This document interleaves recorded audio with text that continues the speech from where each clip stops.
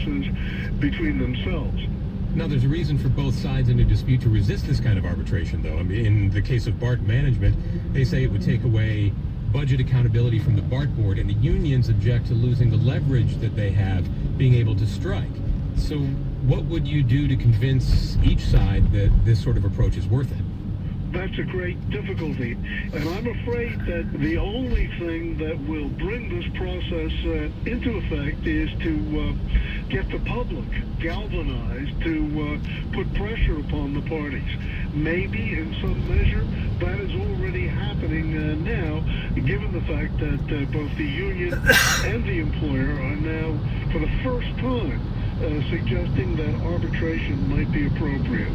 Well, there's a move by politicians to ban strikes for public transit unions in California. There are online petitions, and a Republican introduced a bill in the state Senate that has called on the BART unions to honor the no-strike clause in the contract that just expired. What do you think of those efforts? Well, I think they're misguided. So I think that they're pursued by people whose policy objectives are at odds with organized labor and with working people. And I agree that strikes are inappropriate here because just like police and fire, they interfere with the public health, safety, and welfare. So we have to work towards eliminating these strikes, but this can only be done effectively if we enact such legislation alongside of alternate dispute resolution. How do you think the BART situation is going to play out? That's very difficult to determine. I do think that there will be a resolution here in a matter of days rather than weeks, because I think that both sides realize the great jeopardy and harm that is being done to the community. And I think that if that doesn't happen, the governor will have to call the legislature into emergency session. That's how important it is, and I think that my only hope is that the procedures of which are put in place are fair and equitable for both sides involved. Professor Gould, thank you very much for talking to us. Surely. William Gould is a professor of law emeritus at Stanford Law School. I'm Paul Lancourt. More news on the BART strike is online at kqednews.org. Support for KQED News comes from Silicon Valley Bank, celebrating 30 years of helping innovative companies across the world succeed. Silicon Valley Bank. Support for NPR comes from PBS, with the PBS Arts Fall Festival starting with great performances. 40th anniversary celebration tonight at 8 Central on PBS. And local underwriting is provided by SRI International, a leading innovation center providing research and technology solutions to government and business, on the web at sri.com.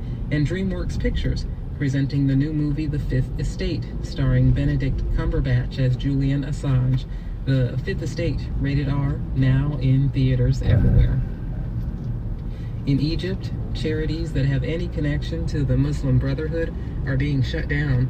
All things considered, we'll have that story in the next segment of the program. The San Francisco Bay shoreline will be clear tonight with lows in the upper 40s to the mid-50s, and then sunny tomorrow with highs ranging from the upper 60s to the mid-80s well inland. This is KQED. From NPR News, this is All Things Considered. I'm Audie Cornish. And I'm Robert Siegel. In Egypt, a crackdown on Islamists is spreading to mosques and charities.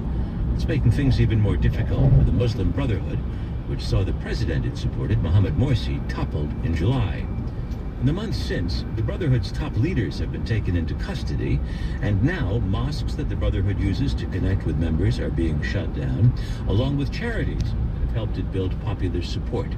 From Cairo, NPR's Layla Fadl reports. He asks that we only use his first name, Mohammed, and he constantly glances over his shoulder at the Cairo cafe where we meet. Mohammed is a teacher, and for the past 17 years, he's also been working with an Islamic charity here in Cairo. But just over 2 weeks ago, that charity was shut down. Security forces raided its office, took everything, and began searching for the head of the board of directors, because he's connected to the Muslim Brotherhood. Mohammed ran.